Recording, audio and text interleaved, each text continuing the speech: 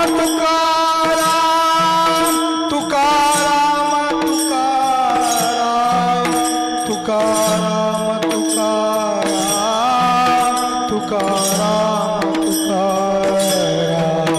तुकाराम तुकाराम तुकाराम तुकाराम तुकाराम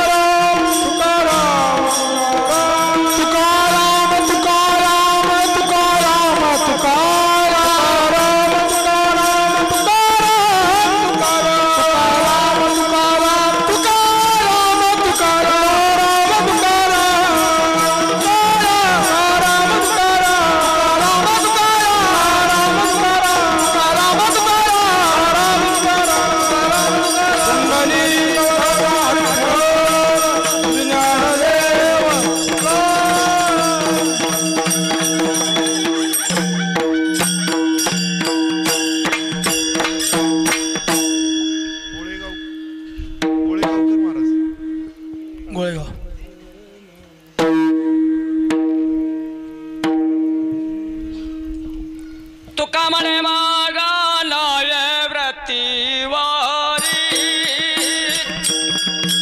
तुका म्हणे मागा नाय व्रतीवारी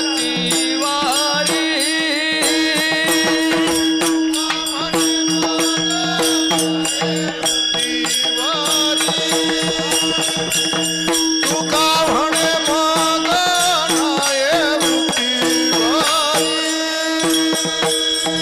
तुका म्हणे मागा नाय व्रतीवारी तुका म्हणे मागा नाय व्रतीवारी तुका म्हणे मग नाय वृत्तीवारी तुका म्हणे मग नाय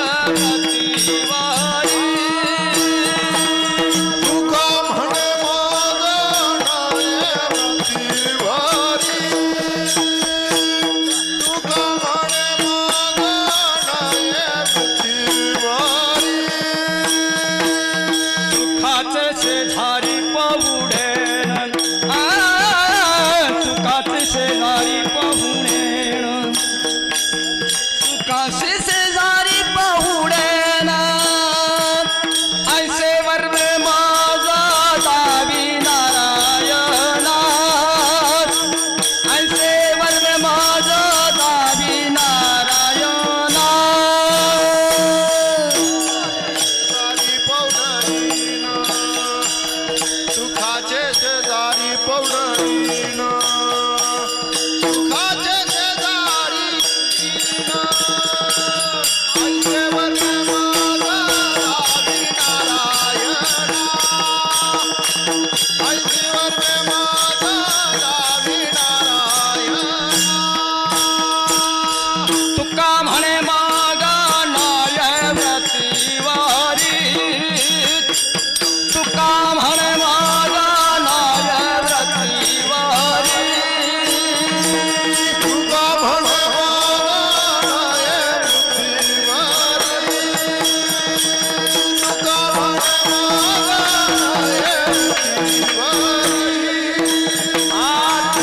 म्हणे मागा नाय वृत्तीवारी तुका म्हणे मागा नाय व्रतीवारी तुका म्हणे मागा नाय व्रतीवारी तुका म्हणे मागा नाय वृत्तीवारी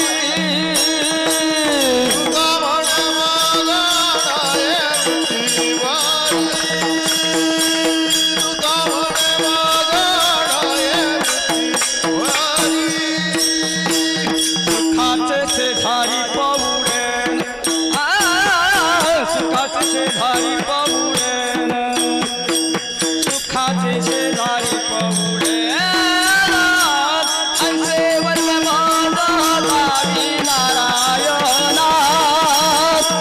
अंशेवर में माझा दावी नारायणा शेजारी पवळीना सुखाचे शेजारी पवळीना सुखाचे शेजारी पवळीना ऐशीवर में माझा दावी नारायणा ऐशीवर में माझा दावी नारायणा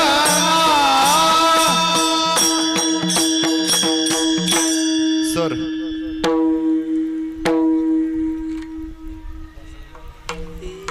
नंदगावकर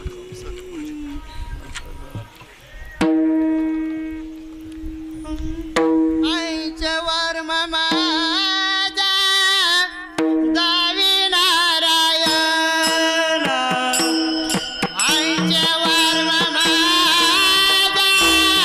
दावी नारायण ऐशीवर में माझा दावी नारायणा ऐशीवर में माझा दावी नारायणा आईच्या वर माझा दावी नारायण आईच्या वर माझा दावी नारायण ऐशीवर में माझा दावी नारायणा ऐशीवर में माझा दावी नारायणा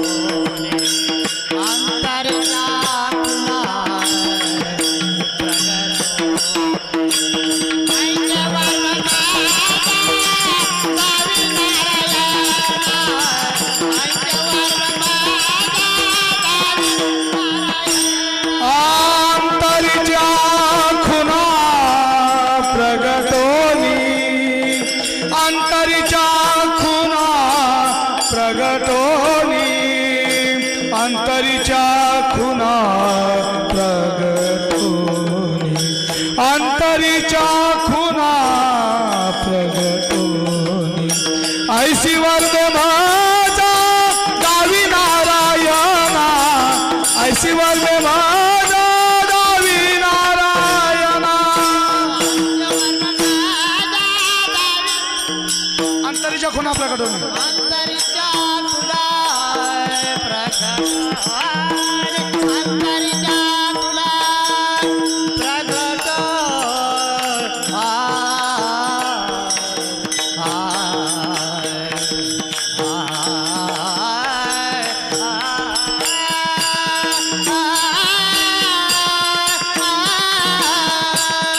अंतरिच्या तुला प्रगटोने अंतरिच्या तुला प्रगटोने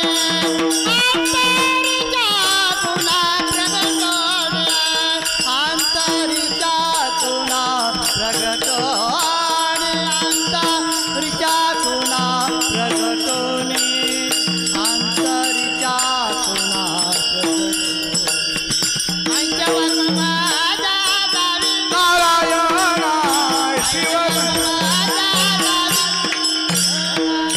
अंतरीच्या खुना प्रगटोनी अंतरीच्या खुना प्रगटोनी अंतरीच्या खुना प्रगटोनी अंतरीच्या खुना प्रगटोनी ऐशीवर में माझा दावी नारायणा ऐशीवर में माझा दावी नारायणा मानसिंग बापू किल्लेदार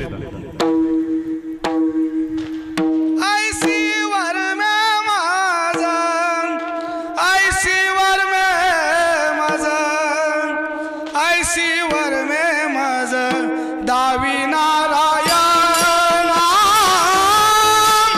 ऐशीवर में माझा ऐशीवर में माझा ऐशीवर में माझा